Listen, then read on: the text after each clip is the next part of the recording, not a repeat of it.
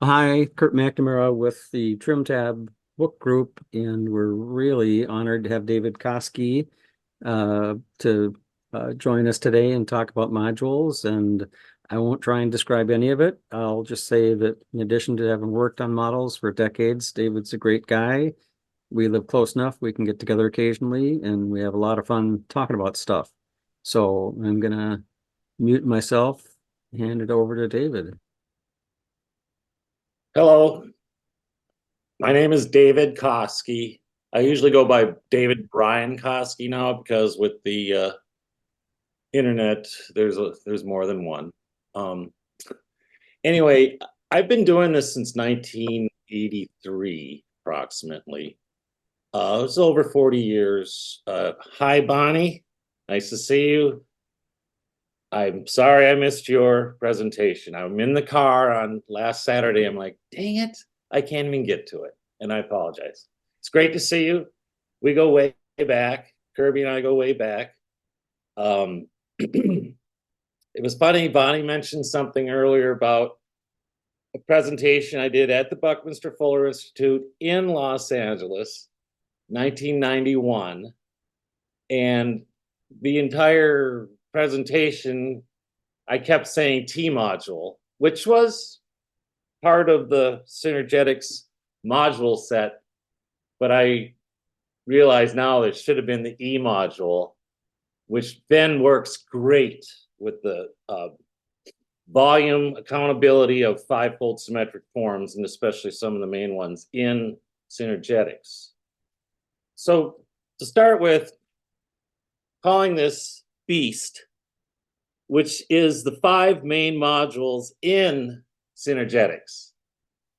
And typically people go, well, A and B, and they might have heard of T and E or S, but I like Kirby's arrangement of these letters, and I hope it's okay that I made these Atari style fonts from 1983, basically. I hope to get more sophisticated. So within these five modules, which are in Synergetics, the first thing that Fuller obviously goes over a lot are the A equaling B.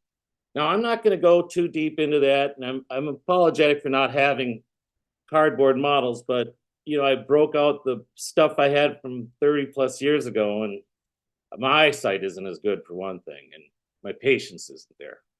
Anyway, start out with the A and B. They equal each other.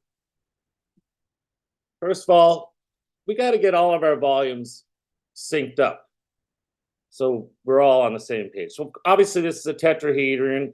It's not the right scale for proportionality, but it's about the center to center being two radii equaling 2 as our edge for the tetrahedron. So I made this tetrahedron. It's the only thing I made lately. And it's broken up into, it's an orthogonal projection into the center of the tetrahedron. So there's 24 A modules. I made this size because with Zone Tool, I wanted them to be the same length, edge length, which is kind of important in a way just to have proportionality. So we know that A and B are equal to each other, and I'm not demonstrating how the A and the B work together within the octahedron and the tetrahedron, but that's available material. What's interesting is then Fuller wanted a volume 5 polyhedra that fit into his concentric hierarchy, and he came up with a rhombic tricontahedron, which could be divided into 120 parts. So that would be 5 times 24 or 120. And he had it as B equaling A equaling T. And he must have been extremely happy about that. And historically or in the archive, I don't know. I'd like to know who figured out that that was wrong. And it was so close. He was so close. He wanted, this might be a little hard to read, but he wanted that volume 5 rhombic tricontahedron from the center to the center of the face to be radius 1. But look at the number, it's 0.99948. And then he goes off for a long time in Synergetics 2 about this. And it's very fascinating. Kirby figured out that to get that number, it's the cube root of 2/3 times 5 over the square root of 2, which is a whole story in itself. But it was interesting because I had done this presentation. I was always talking T modules, and Kirby threw some gum into the brain gear, and he said, it's really the E module, Dave, that you're talking about. And I just realized, yeah, I have to do this right as well. But it turned out the E module, which is, we call it the 5+ rhombic tricontahedron, because from the origin to the center of the face, it's 1, or the radius, and there's 120 E modules. The E module RT, we call it the 5+ because the volume is 5.00775558. And so it's just slightly larger. Now, for presentation purposes, it's impossible to, I mean, it's not impossible, but to have the length of a T module and then that extra length of an E module with the tolerances that we work with, it's just not there. But this is what we could call it first because it's so close. This will be the volume 5 rhombic tricontahedron. And amazingly, not really, but I mean, it's cool that the diameter from center of one side across to the other center is 2. So it's the same edge as the tetrahedron. And also, there's supposed to be 5 of these in here. And it doesn't look possible, but it's because of the orientation. It's such sharp points on the tetrahedron, and this is much more rounded and everything converges to the center. But volumetrically, it's right. And that's when this is volume 1 and this is volume 5. Okay, and that's how the A and the B and the T are all equal because the T module is 1/20th of this volume 5 rhombic tricontahedron. But now let's call this rhombic tricontahedron the 5+. And may I ask questions? Just a quick question. When you say B equals A equals T, you mean volume B equals volume A equals volume T? Yes, and I apologize for that. Yeah, I mean, almost everything I'm talking about is in volumes. And what was I going to say about that? Sometimes the volume is precisely modelable, and you can build things with those modules. Other times it's a volumetric equivalent, and I use like volumetric accountability for a lot of these forms. So what was it? I can't remember your name. Was it Richard? The guy that was going to Atlanta. Lucky for him, say hi to Paul Hildebrand for me. But this is the T module, and you can see that it's lacking some of the blue links. Well, they're just too small. But I wanted to get this to the presentable size that I could do it with my hand. So the edge of this tetrahedron is like 4 3/4 inches, but I mean the next size up would be like 7 inches, and then you got really big pieces. But anyway, this is the size of the tetrahedron here. And now that goes in here. What we discovered with the E module is that you can scale 3 edge lengths by the golden proportion, or phi, 1.618034, and you get a rhombic tricontahedron that we call the super RT because it's sized up. And at this point, the icosahedron of edge 2 fits perfectly inside of this rhombic tricontahedron. So that's interesting because now we realize that E module volumes scale by phi, and you can make, this is a small, oh, I can't even know what the screen. Okay, this is a smaller RT, and this is the next, not RT, but the next E module scaled by phi. And then there's even a larger one. So the BAT all equal 1/24th of a unit tetrahedron volume.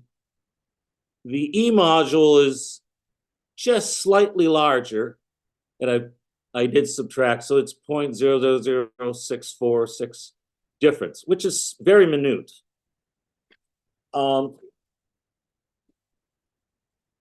What we learned then is that we have different size E modules, and we could phi scale them. And I use the notation like the one smaller is lowercase e to 3, and then the E module, and then the next scale up E3. You can see the volumetric change, which is very significant because it's about it is 4.236068 increasing, or 2.236068 for decreasing. Okay, Could you explain phi scaling? Phi scaling, what do you mean by scaling by phi? You mean increasing the strut length by phi? yes, you can project. I do have a better way of presenting that. Thanks for bringing that up. So this is a E module opened up. It actually can be made with a square.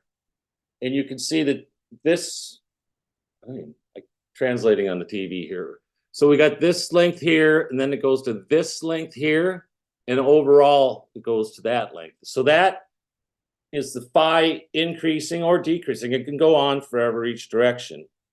And since you do it in 3 directions, you're multiplying by phi to the 3rd. I apologize for not being more clear on that. So that's why I get the beginning of a whole series of modules that are E modules. I don't know why my hands are. Anyway, so thank you, Lionel, for that. If I can ask one more, Sure. scaling generally with Bucky is 1 and then 2. And I don't believe he talks about phi scaling. So why does phi scaling interest you? Because it works, absolutely. Because I found out that you can make, this is an overall E module, and it's made up of the next size down E module and the next size down E module, like that. And it completely adds up as a way to model the E module, which I found extremely fascinating. But I was always calling them T modules, so I didn't really sync up the volume correctly. And once the volume started working, it got really good. And there are a lot more models that I can make with E modules and things like that, a lot of fivefold, but I can also volumetrically account precisely with them. So it worked really well for me, or I think, for Synergetics.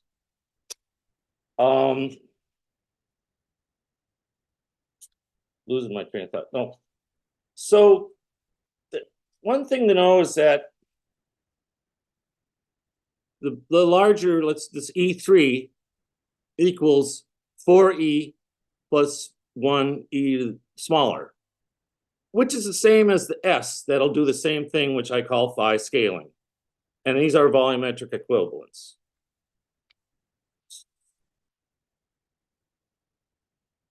I'm sorry, I hope I'm not annoying with the question. So capital E is a large E, and then little e is a small e, and it's smaller. I'm sorry. I use capital E as the E module from Synergetics. And then I use the 3 is because it's really a third powering by phi. So I go large E with the 3. And since I don't want to use a small e without anything, I just go down to the E, lowercase e with the 3. That's how I step them down. And then it would go up to 6, and it'd go down to -6 like that. Or they get smaller and larger. And it was an easy way to notate the volume so that all you have to use is integers and all the irrational bits are all inside of the module, so you can account for these very simply with whole numbers. So then I was working on the volumetric equivalent of how many E's fit into a icosahedron, a regular icosahedron. And I have this written down as 420E plus 100 lowercase e to the 3 is in the volume of the VE is 420S plus 100 S3, which is kind of the best part of this, what I call this presentation, in that ratio of volumes, the VE and 20 and the icosahedron 18.51229 it's a ratio called, we call it the S factor, 1.080363, and I wrote down how to get it algebraically. But there's a 1-to-1 ratio between the E and the S module, which I don't know. There's a fair amount of us that have always been trying to figure out what the hell's happening in the VE jitterbug to the icosa. Well, this doesn't answer that question, but it does show this volumetric equivalence, not equivalency, but ratio.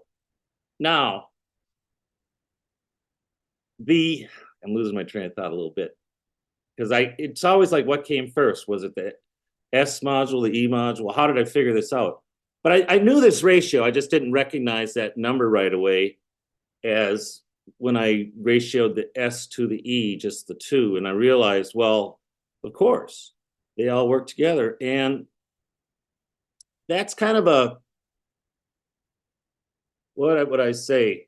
Okay, in Synergetics, first of all, he doesn't mention the golden proportion or the phi proportion.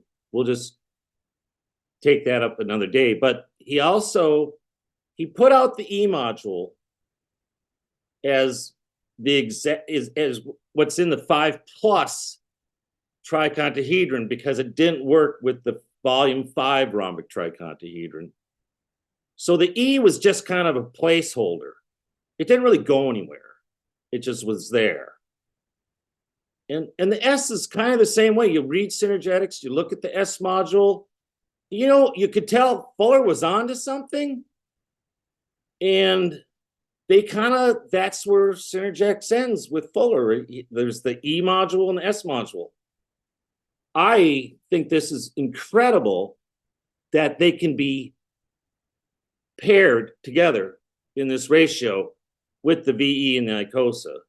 So I'm pleased about that, but I'm also trying to make these things so they're all proportional to each other in this presentation, the volume. So what's left here?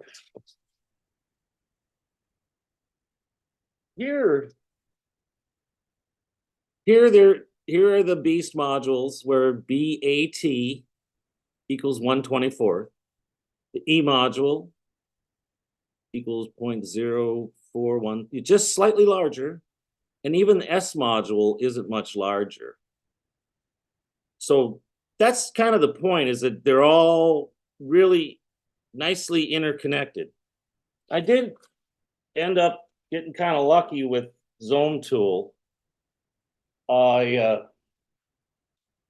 your icosahedron. This is not to scale, but this is a group of 4 S modules made with, the yellows are taped in there because they really don't work. But that's kind of how they're oriented, and they're oriented, there's 6 of these on the icosahedron. So there's 24 of these S modules. And this edge here is part of an octahedra. I apologize for not having the full length on there. I kind of just made this thing. So, and I got lucky today. I've had this probably since Fuller Institute was opened up in LA, this vector flexor. And boy, oh boy, it just about exactly matches the edge on this Zone Tool icosahedron, which I thought was pretty nice to have. I guess maybe I'm rushing this because I just don't know how much time I have.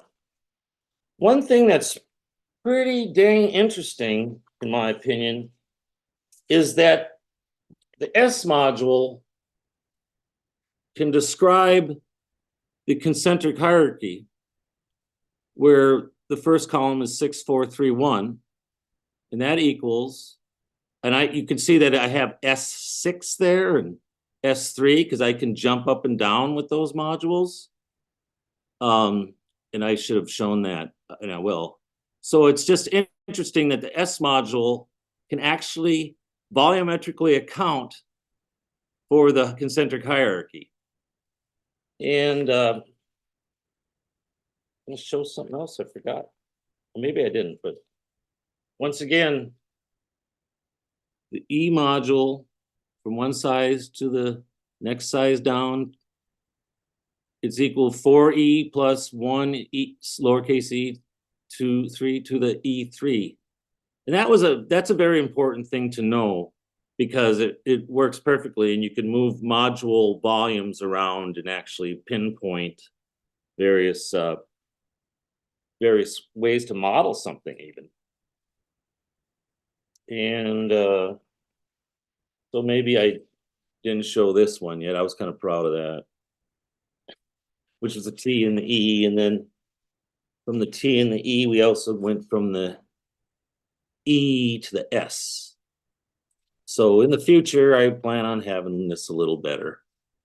But I haven't done this stuff in 30 years. This is the first presentation I've done since 1991 at the Buckminster Fuller Institute. And I stopped making cardboard models because they're a lot of work. And Zone Tool really made it easier. What made it extremely good was there's a product or software called VZone, which is virtual zone, and it allows you to make a lot of things that you can't do with the Zone Tool by itself. But I don't know what else I can talk about. It's probably a rushed deal, but every one of these topics really has its own chapter or chapters easily. I just wanted to present this relationship of the beast, or the BEAST. I did make a kind of a, I wouldn't call it satanic, but I got the BEAST at the points, and it shows the interrelationship. Every one of them is connected to the other ones. Anyway, just for fun. And I'm not sure. I guess I should open this up to questions. Lionel had some really great questions, and that was helpful. Thank you. Well, if you're willing to cope with my confusion and ignorance, No, it's okay. then I would go on. But Kurt's our facilitator. I'll just look if he's nodding or not. I think so, but the other thing I'm gonna ask, I know, David, you showed me a page on Beast that maybe Kirby had put up. Yeah. Should somebody put that up for you? I'm about to put it up in the chat window. Okay, Hey, why don't you go ahead and share it, Kirby? Do a screen share and then get any comments on that, and then let's go to Lionel, if that's all right. Yeah. Kirby and I have been working very close together over the years, over the decades. And I'm grateful that he's there. Okay, so I just lost you a little at the capital E and lowercase e, and I just want to point out, I love Beast. I mean, there's something to be said for a good acronym. So if you can just help me understand capital E and small e, because we had capital E equals certain things plus a All small right. e. I can see where the confusion is. I can see where the comic. I will fix All I it. ever hear is people always say, "Where's the line?" And they always ask comedians, "Where's the line?" But very rarely do they say to presidents and senators, "Where's the line?" Is I that don't know coming what from? happened. Which bomb would be the line? Stewart is absolutely right here. It is our That's right not me. as voters to constantly challenge and demand better. Somebody's got their YouTube on. especially I don't because. think Might be you, David. It looks like maybe you It's got a always interesting to me screen. that people I think don't have a clue if I did. Okay, somehow I'm trying to close anything I got. that I don't see it yet. go again, push human nature too far. I don't know how that's But on. the action. okay, I just muted you, David, while you figure out We proved it is David, what unfortunately. it is. Um, and I can unmute you, or you can unmute yourself when you're ready. So, does anyone see the screen that you asked me to share that I've got on the screen? Yeah, yep. And So if you could just walk through it, I think that'll be very useful. I'll do that quickly. The link in the chat is to this page. It's over on Synergio. It's a public link. And some of these pictures are by David Koski from using what he calls V-Zone. It's a guy named Scott Vorthman. So you can just sit at your computer and pretend you have an infinite supply of Zone. I think they complement each other. I don't think V-Zone will put Zone out of business at all. It's free though and cool. So there's your A module inside a tetrahedron. You're drilling into the face, basically carving it up in a consistent way each time. A guy named Richard Hawkins did this graphic. And there's your B module. It piggybacks, you could say, on top of the A. It's like pushing the flagpole up a little bit further, as in this picture. Big pardon, Kirby. Yeah. Just in the spirit of deconfusing me, might deconfuse someone else along with me. So just go up a little because the new letter came in letter D, and I'm confused by that. If you go up, Well, this is B as in boy, as in the bug B. go back up further. There was an edge D. Given the D. Well, down further, there's a D on this diagram here. Okay. Okay. Fuller does the obvious, which is keep pushing the flagpole up higher and higher. Everything widthwise on the tetrahedron and pushing up. These are held center. He does a long investigation about how you can basically send these two mutually perpendicular segments along like train tracks up, down, and side to side, and the volume always stays the same. So he talks about that in a very general sense. But that's really helpful to me. So you're saying that this drawing from Fuller that has the alphabet rising A, B, C, D, E yeah, are the modules. That is an A module, that is a B module, that is he doesn't ever talk again about C or D modules, but that's Okay. where they would logically go if you wanted to label Okay. them. And then in another picture, I think David knows it well.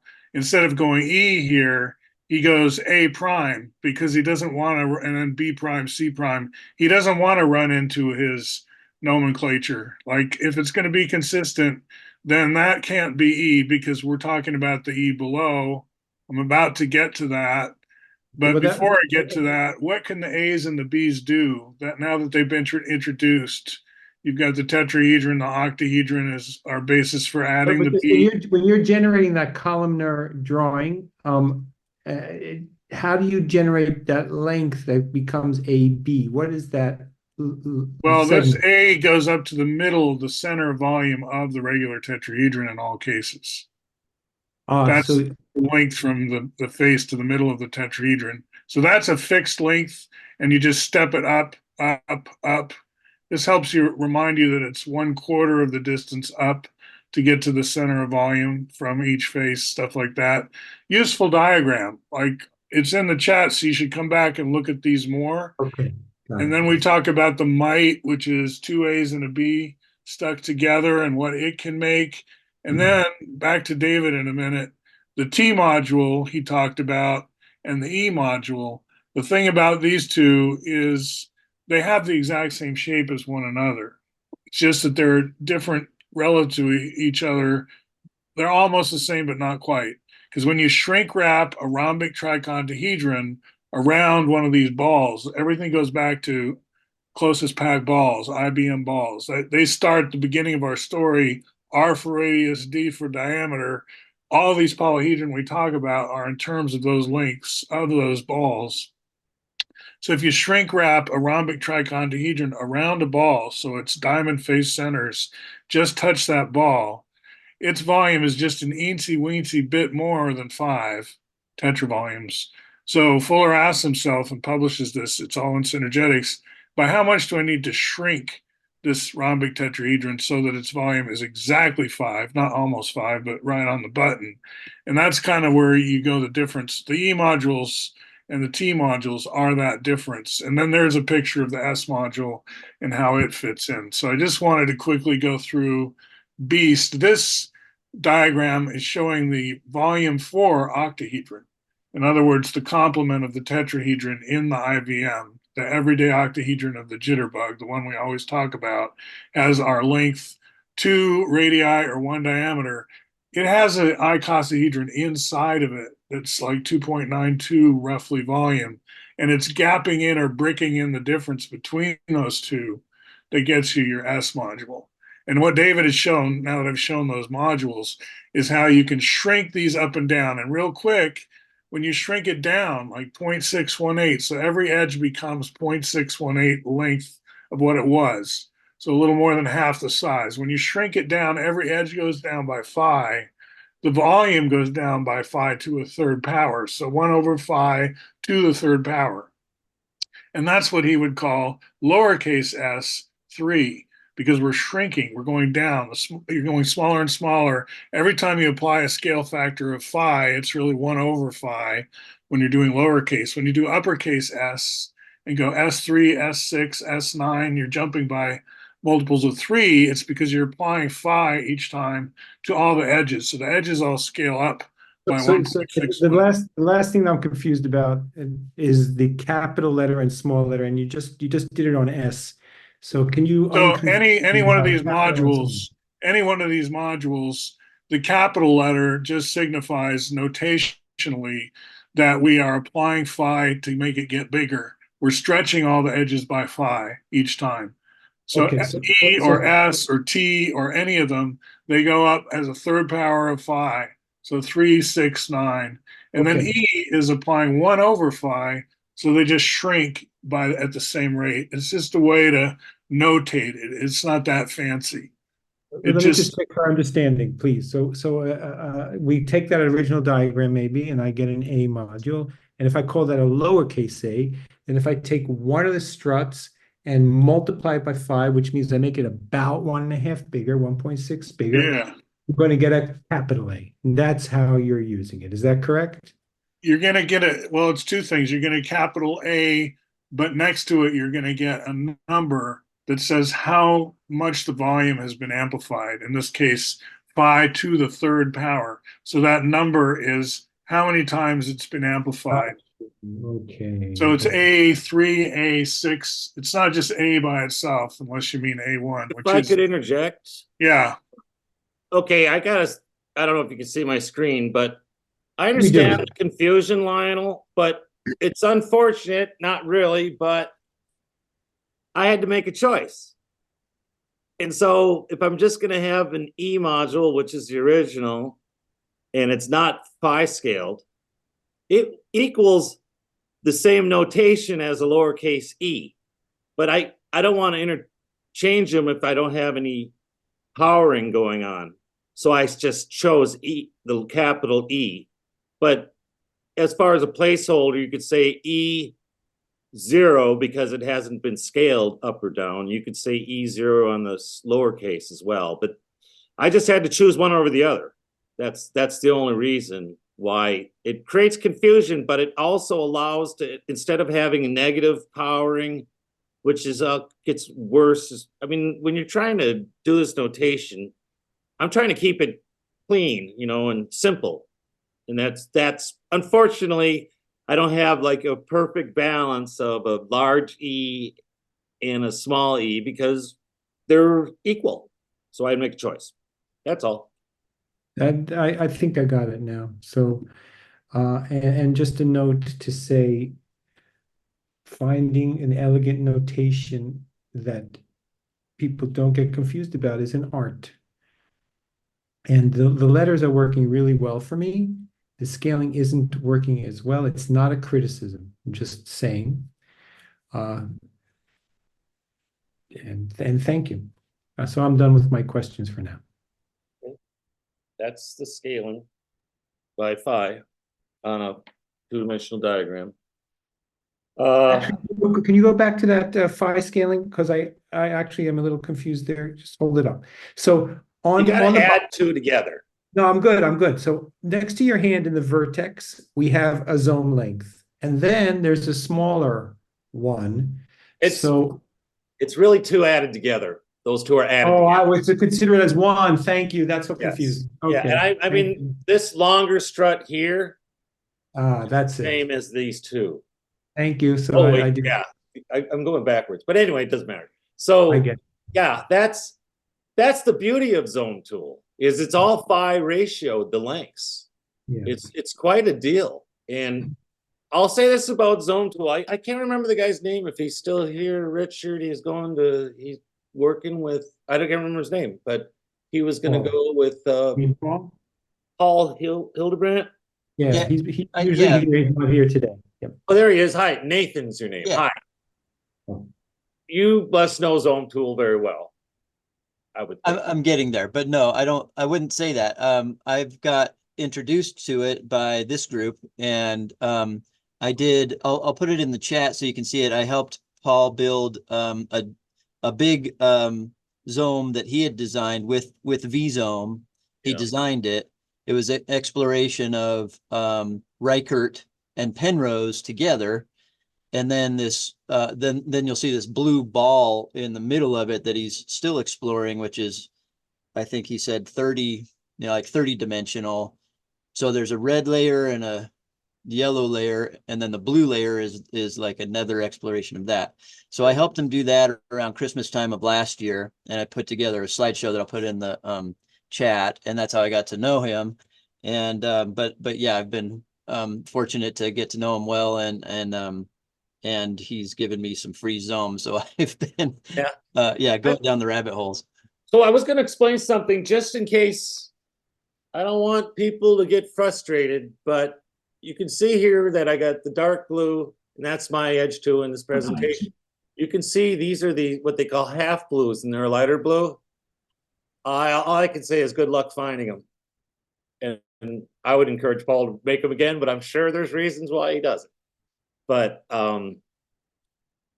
one of the things about Zone Tool, which is great, is it can help you understand synergetics. But the limitations of Zone Tool are frustrating. And it would be nice to have a set of Zone Tool parts that could make an A module, could make a B module. I don't know how possible that is. I know that you can 3D print struts and they can make them fit into those holes on the hub and things like that. But what I wouldn't mind is some sort of even VZone, the virtual zone software doesn't represent by the colors everything that we would want in Synergetic. And it's too bad, but it's possible. I've been in dialogue with Scott Borthman over the years as well, because it was emancipating to have VZone. Is there any other questions? I'm kind of scatterbrained now. I can ask one more question. Fuller, as we know, didn't like irrational numbers. And so just can you comment on phi and why Fuller doesn't talk about it and you talk about it all the time? Good question. It's been pondered. I've heard some things. I guess the general understanding is he didn't want to slip into the sacred geometry world, was one of them, which would attracted a lot of, I guess, not so serious people. Maybe I don't know. He. That's a good question. He said he doesn't like irrationals, but he still uses surds, square roots, and he still uses those, and those are irrationals. Yeah, I would say he has no problem with irrationals, but he uses the word incommensurability. He talks about it differently. I would say he doesn't believe in the real numbers the way we're taught in school, but I don't think he's against irrationals in a naive sense, really, because they're everywhere. The square root symbol permeates synergetics. Forget about phi or pi. you've got irrationals, as we call them, throughout Synergetics everywhere. My main point about where the irrationals go, let's say, is that they're all contained within the module. So I'm just counting at the VE is 420 of S and plus 100 of S3. So it's a very like simple notation as far as volumetric accountability or whatever. And the I don't really look at irrationals that as being that at all. I just see them as kind of more algebraic with various you know, radicals. And I think it's a pretty smooth system for volumetric accountability, and there is a bunch that's modelable as well. And it is, I'm trying to cram 40 years of work in an hour here, so No, I have this to is let just- go of something. There's It's a really lot more. helpful. So just to wrap up that question, thank you. Because so just to just like do the follow-up question. So Fuller needs root 2 and sometimes root 5, I believe. Yeah. And so it shows up. And he calls it incommensurable, which is very helpful, Kirby. Thanks for that. But he really has an attitude about pi.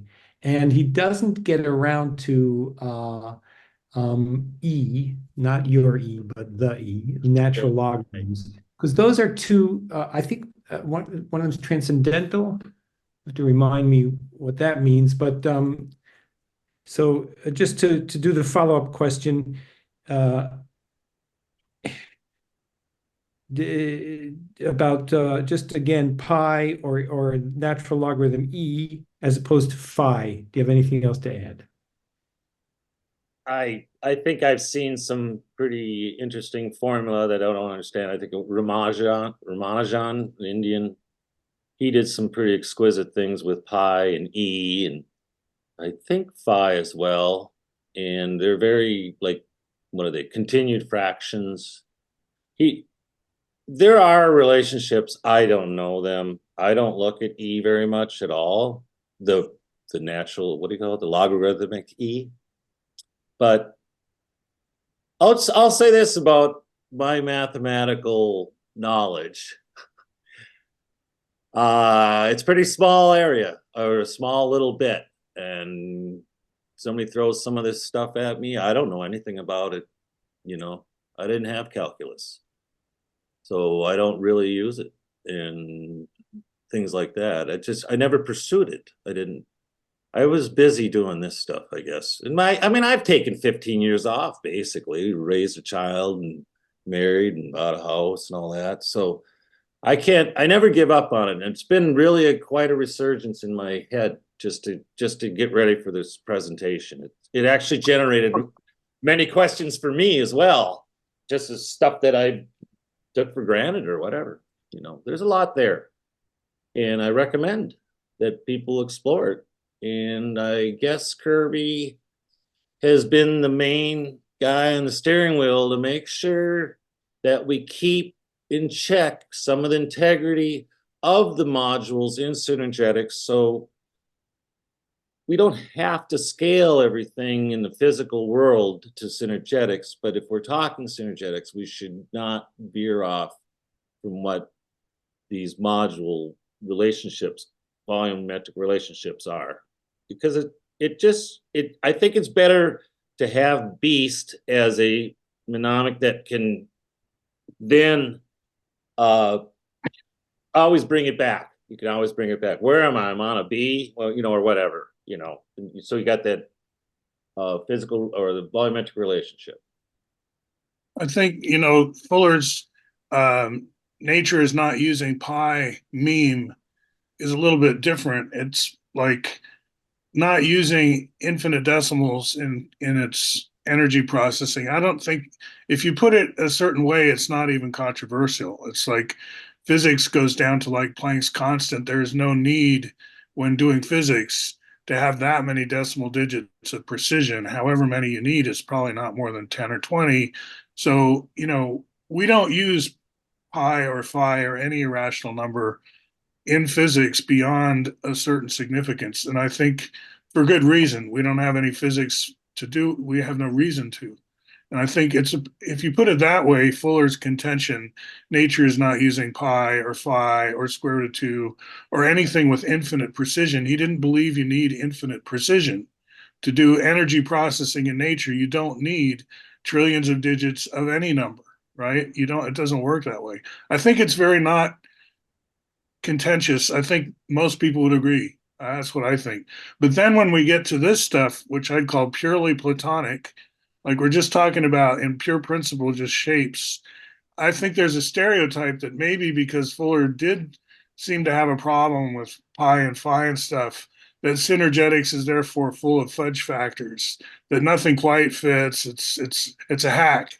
I think that's a stereotype, and I think your talk and your research proves otherwise. This stuff works all the way down in terms of precision. If you do want to go that way and have infinite digit real numbers, this is a player. There's no problem with it in that respect.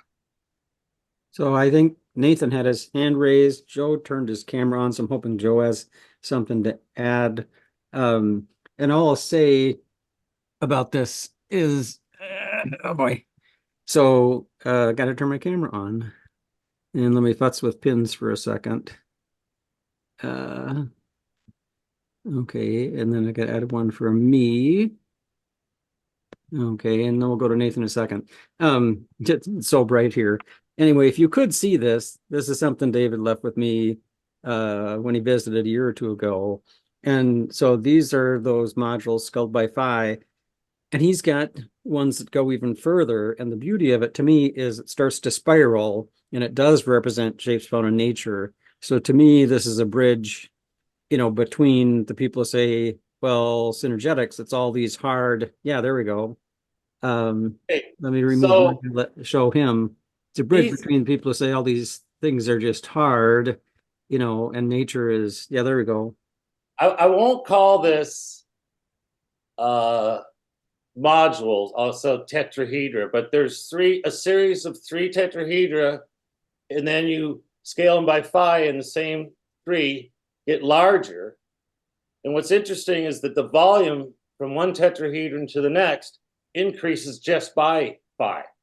So this smallest guy could be 0.618, and the next one 1, and the next one 1.618 by volume, and it generates a helix. Probably my best discovery by far, which is a culmination of all the other work I did in a lot of ways. So thank you for bringing that up. Maybe some other day. Okay, Nathan. Yeah, I just wanted to comment on what Lionel was talking about, and it seems like to me a very and Kirby too, a very specific point of synergetics and Bucky's philosophy that I guess what I want to call it is like a unit length, like you have to start somewhere, so you start with one, and if it's the Planck's constant, then that's as good as you can ever do. But if you're talking metaphysically, the shape, you start with one, and so what he was, my feeling was that he was of adverse to the decimal point, where everything after that is an approximation, and he wasn't after approximations, he was after principles. So no reason to make an approximate principle as kind of an oxymoron, as was kind of what I took away from like a sketch of his aversion to decimal points. Would you guys agree? I'm hoping Kirby responds. I mean, I don't agree that he had aversion to decimals. I think if you open synergetics, you're going to find lots of 5-digit numbers. And then when he does the plane nets of like all of these shapes, it's like the square root of the square root of this or that. It's like it's just not true that he's against decimals. Well, yeah, if it's in a square root, that's that's an exact, I think one of the points he made was that that's an exact thing. And calling it the square root of 2 is a thing, it's just a 2. But if you try to represent it as 1 point something, that's where it got messy, and he tried to make the same point about pi. Yeah, it's cleaner to use the algebraic notation, definitely. Yeah. Okay, I had said Joe, and Jalen's raised his hand, so whoever wants to go next.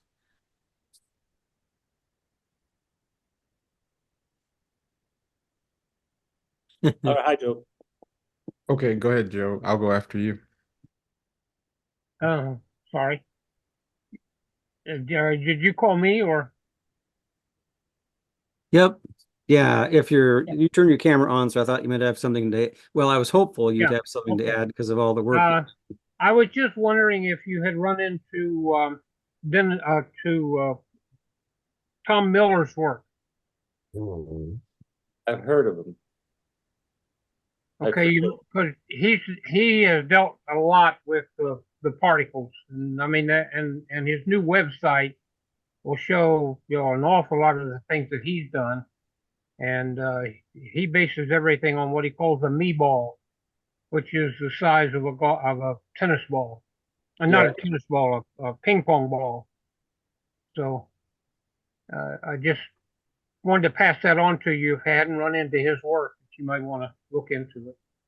I've heard his name before. I looked into it. I don't have any recall of what I looked at, though. Apologies. Yeah. I just don't. Yeah, that's a great thing. Then while I have a question for Joe and David too while you're here. So he did a couple things on 52 Living Ideas, but I missed them, but they're up there. So I'll find those in his website and try and get them in the Yeah. chat before we leave. But one of the things I know David's been doing lately is going over great circle stuff. And I know Joe's done a bunch of that. I just wondered if I know it's off topic for today, but if either you had anything to say about that, or if I'm pushing it, just tell me to let it go. Well, Joe and I should talk some more. I haven't been in correspondence. We could email each other. I've been working on Great Circle stuff to make it simpler, because in Synergetics, there are some decimals, and then there's like of angles, and Fuller really liked to use degrees, minutes, and seconds. And I don't know if that's completely archaic or not, but I was trying to get ratios that could generate these seemingly irrational angles, which are decimal. I think they got them to about 10 digits, but they're very hard to add together. And that's really what I was after. I'll stop at that because I could go on, but I don't want to. With that, I think the question that comes up for me, since we're talking about in some elements, like how can it be translated to the real world, as a person who's not a mathematician, I wanted to see if there's any parallels between the last visual shape that you showed or model that you showed, and like it kind of looks like the Fibonacci spiral, but like 3D, or like the golden spiral. I'm curious, is there any parallels? That's it looks exactly like that if it was modeled in the 3D. So you're saying, from what I understand, that Fuller kind of strayed away from that because of the esoteric nature of it, or potential response of it. Yeah, that it's possible. I think Fuller ran out of time, basically. I've spent a lot of time thinking about the S and the E module, which I had said earlier I used to call them dead ends, because that was where it stopped in Synergetics. But he was onto something. Why he even mentioned the S module is pretty interesting, but he never went further than a certain point. And I can tell that he must have been generating a lot of other information, and they just hadn't been able to consolidate it all. And I think if I was alive when Fuller was alive and I was doing this, he would like it. I think he'd go, that's great. That works, But I don't know, I lost my train of thought again, but I just don't I think about Fuller's thinking, in doing this stuff, and I kind of run into stuff I think he ran into, and he just didn't have what he didn't have as a tool was the ability to phi scale the modules by the golden proportion and then alter, change the volumes. Because then you can actually describe the volumes of these fivefold polyhedra and stuff with just nice integers. I think you would have liked that. I got into Fuller the year he died, basically.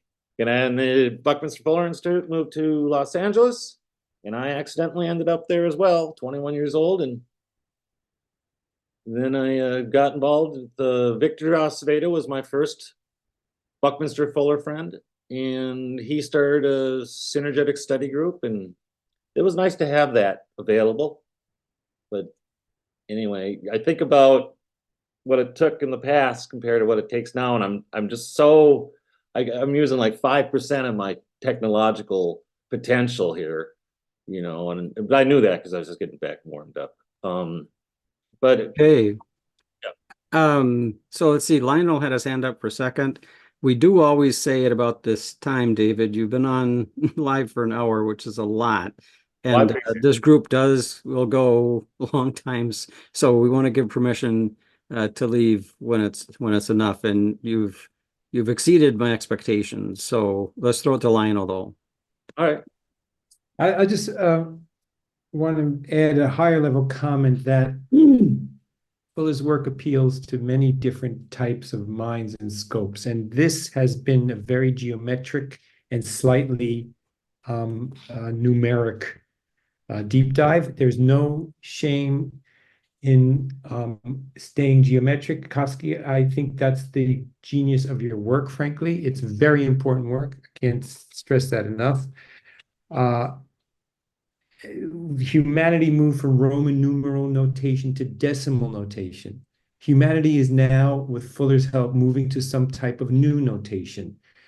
Decimal system is for the, wait, I want to flag one more thing. That's what I started with. This is not for everyone and shouldn't be for everyone, but it should be for a small core group of you and Kirby. Please include myself. And let's keep thrashing through this stuff, because I feel that decimal numbers are a polynomial. That's what they are, okay? They are 10 plus something times 10 squared plus something times 10 to the third plus something times 10 to the fourth. That's a polynomial. Pi cannot be expressed by a polynomial. That's why it becomes a non-repeating irrational number when expressed in decimal form. So what I'm trying to say is I would like to see the beast, to continue working on the beast. I cannot tell the difference between an A. If you just put me in a room, put a gun to my head and say, here's an A, here's an E, here's an S, they all look the same. And I would love to continue exploring how we can embody the differences. I have a feeling that humanity's next step forward is when we can intuitively just see what you have taken you 20, 30 years to see. If we can make that teachable more quickly. Every time I do an A and B session, I take home the A and Bs and I'm like, I'm going to get to know these guys. And I never succeed till today, but I haven't given up. And so that's the thought I wanted to add. How important what you are doing, how important it is, and it's not for everyone, but for those who can work on it, we need to keep going. I'm just getting restarted. Just getting it going. This was my warm up, I guess. Thanks for listening. It was wonderful. So yeah, thank you. Let's see. So yeah, I think we should let David go. He's, I know how intense it is. If there is anything else that we've missed, throw it in. And we'll continue in contact. And so it seems like periodic updates on some of this stuff, different representations. We would love to see the V-Zone stuff. I know we talked beforehand and you weren't quite ready. That's fine. But just, thanks again. I have a YouTube channel. Just look up David Koski YouTube. There's more than one David Koski, but you'll be able to tell my YouTube. And it has a lot of V-zone presentations. And Yeah. I don't think any of them have my face on them. It's Yeah. just, That did go out. Oh, William's got one before we wrap up. It's got to unmute. I There you guess go. a couple things. Whoops, oh, there you are. So, I guess two questions. One, you talked about phi and pi. What's the difference? Or there is a difference? yes, there is a difference. Go to Wikipedia, William. It's very, very Yeah. nasty. It's complicated. Yeah. They're just different. They're two very different things. Oh, okay. So pi is the one about ratio. Pi Yeah. is the circle. Pi. Yep, pi is all about circles and how if you have the radius or diameter, you can figure out the circumference. And Right. to me, It's Bucky's pushing against pi was just that, the perfect circle doesn't exist in nature, right? Right. No, It's I a series of points and edges, said. and so, et cetera, et cetera. Sure. And but obviously pi, at least to, finite precision, is super useful, right, in day-to-day work and planning and stuff. And phi was something discovered, I think, related to the Fibonacci ratio. If you look at how things spiral out, if you look at the ratio between the sequence, the Fibonacci sequence, you discover phi, and so therefore it's a ratio of one to the next, if you will, that's found in nature and things that are pleasing to us. So I'm mangling it, but at least it's an attempt. Okay, Doug had his hand up too. Ratio, yeah. Oh, go ahead, William. I'm sorry. But it is that same 1.618 ratio. Yep, phi is continually applying that ratio, and you can see that in David's stuff where it's like, well, here is this one, and now there's this one, but now you have to actually look at this one and how it relates to this one and this one, and you'll see that in it. So very arm wavy here. Well, one other sort of, I guess, broader thing. You said that Bucky wanted to stay away from the kind of mystical stuff or this, and I've lately come across this term, the Metatron cube. That term keeps coming up in this, which seems to be exactly the same thing as the cosmic hierarchy that he calls it, and it's just, as far as I know, Bucky never referred to it or never used that term, and yet apparently it's this ancient symbol that incorporates all of that, those geometries. Is Kirby still there? Yeah. What do you know about that Metatron cube? And why do you think Fuller did not use it? I get it confused with is it Merkaba? Are those different? Same thing.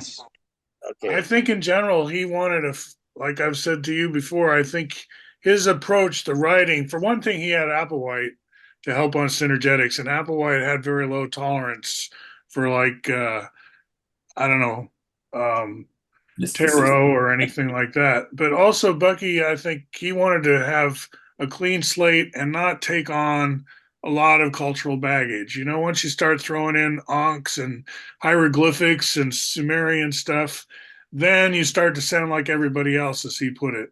He was very stridently trying to talk like no one else in the world and be very unique in his voice. And I think every time, if he were to import phi and start talking about the Greeks in anything but somewhat skeptical terms, he made a signature platform out of questioning things that we all learn in school, basically from the Greeks. You could call it Greek metaphysics.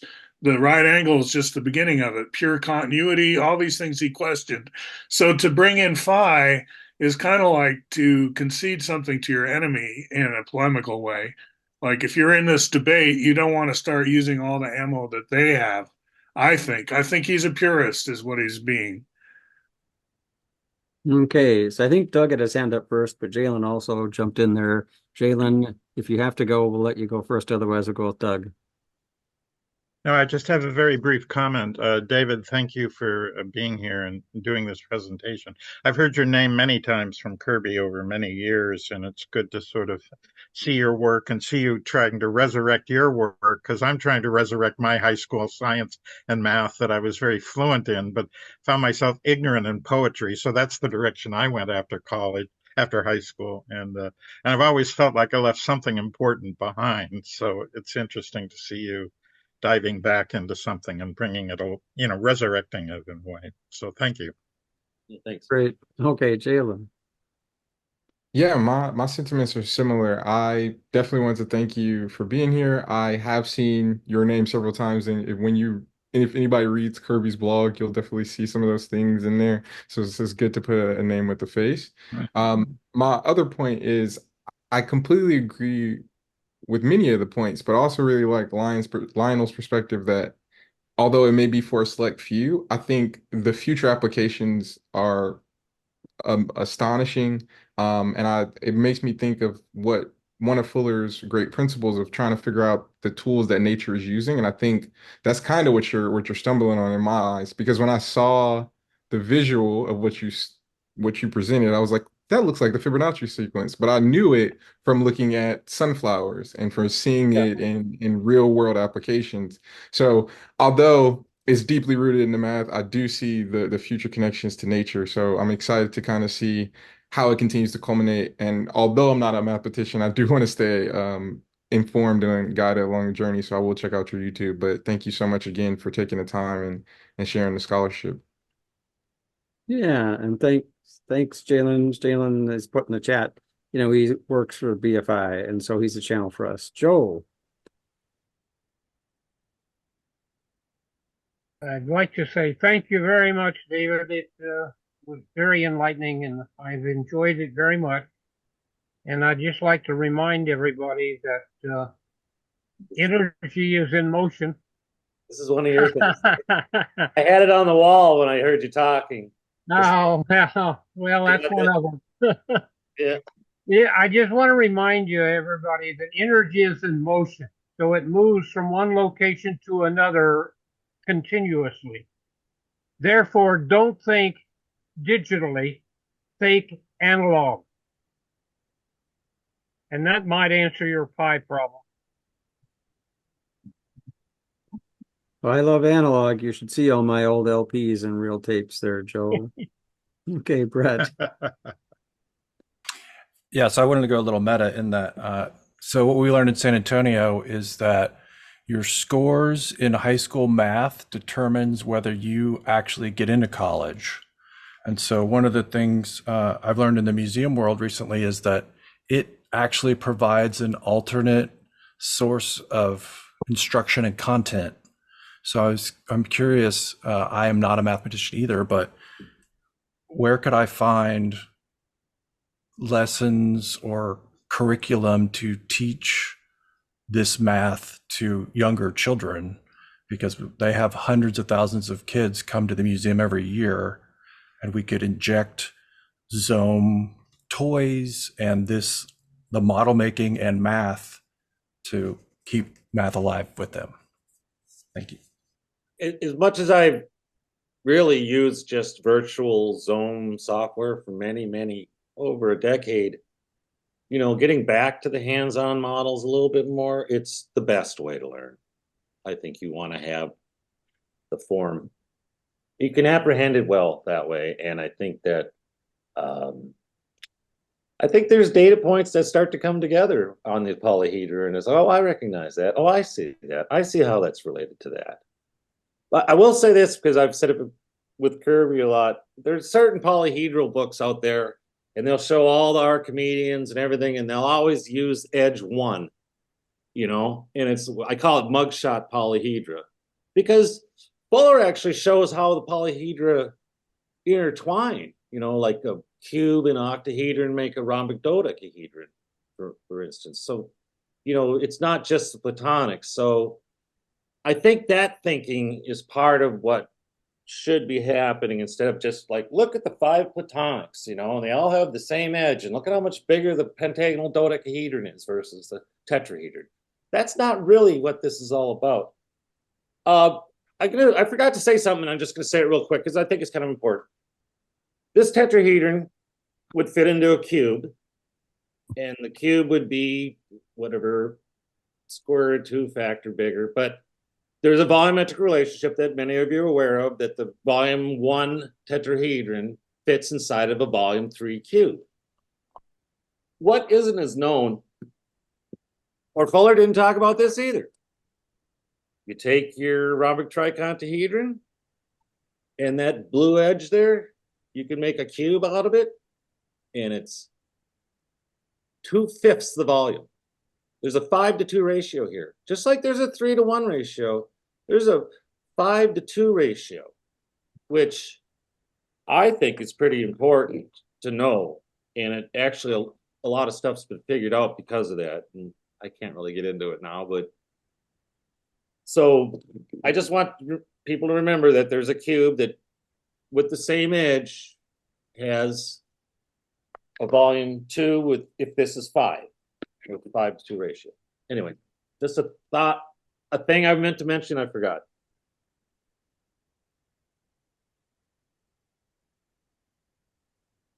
Okay, Joe, I was muted. Ah, he's got something. Hang on, and let me pin you, Joe. Let's see it completely.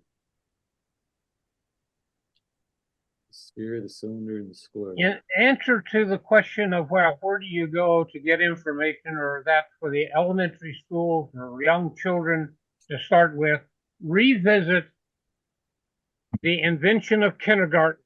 And it's the inventor of kindergarten was Froebel. And there's many schools, Montessori, for instance, is one of them that uses that technique today. But in Canada, there are many Froebel schools, and in Europe, there are many schools that still do that old kindergarten method. And when you look at the contents of the gifts that they use, it's just amazing. And so this book right here, called Inventing Kindergarten, then you may find that it'll give you some insight as to how to get back to the hands-on experimental way a young child might use in his school system. Joe? Yes. What were the name of those blocks again? The blocks? Yeah. Well, there's a whole series of them. They're over 100 years old. Froebel. Froebel. Yeah. I've heard people say that they think Buckminster Fuller. This is the typical one that he has, and that's what Fuller started with. Is this the kindergarten that he began with? Okay. And what the dried peas and toothpicks as well that helped him discover tetrahedron. Mm-hmm. And we've moved away from that. I'm just saying that that's a good source to begin with when you're looking for some of that kind of material. Yeah, excellent point. And actually, some my other life, which I'm transitioning away from, biomimicry, we called it natural systems for in Koski, the International Council of System Engineers. We had a co-chair. Well, she's still around, and she did the pattern alphabet and a bunch of stuff based on nature. She's hugely into Froebel. She did some sessions that we recorded, and I have access to those. We could also ask her to come and talk about that Froebel stuff, and maybe find the people who she got to come to that session. And the other idea, Brett, is, I've been throwing this thing out here. It used to be that SNEC would have get-togethers, and people would get together, and there'd be a lot of hands-on modeling. Like Tom Miller would have a workshop and show his stuff. Maybe Joe would have something, show his stuff. The guy with the paper plate things might do it. We could do this again, and we could do it at your place, for example, right? And so we could organize kind of a workshop-y thing. We just need to find low-cost housing, and if you have access to a space to use, there's not much cost for people, right? To come in the SNEC things were often over a weekend. They weren't like long extended things either. So we have some other things that could be done to help out, that would help the whole community, I think. So, the Institute would definitely support it. So, well, thanks again, David. We're hitting the 2 hour mark and you've been on for an hour and a half. So you get the gold star. Oh, And I appreciate a star.